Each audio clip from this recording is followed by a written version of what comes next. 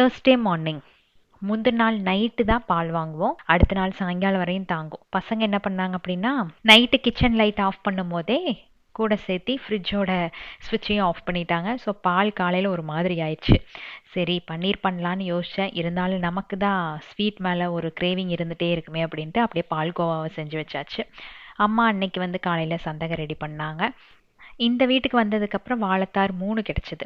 ஒன்று வந்து அண்ணா இருக்கும்போது கட் பண்ணோம், ரெண்டாவது அக்கா வரும்போது கட் பண்ணியாச்சு. இன்னொன்று வந்து இருக்குது, மேபி இன்னொரு 15 டேஸ் கழித்து நல்லா திரண்டதுக்கப்புறம் கட் பண்ணலாம் அப்படின்ட்டு விட்டுருக்கு.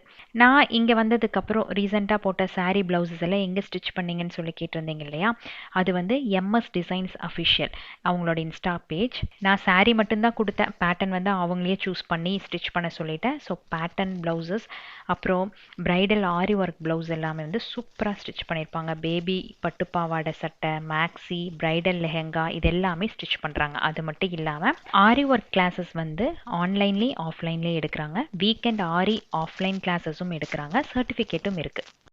இவங்களோட ஷாப் வந்து old Washermanpet near GA road சென்னையில் இருக்குது. வாட்ஸ்அப் நம்பர் வந்து ஸ்க்ரீனில் கொடுத்துருக்குறேன், அதில் நீங்கள் காண்டாக்ட் பண்ணிக்கலாம். இல்லை நேரில் போய் கூட நீங்கள் ஷாப்பை விசிட் பண்ணி பார்த்துக்கலாம்.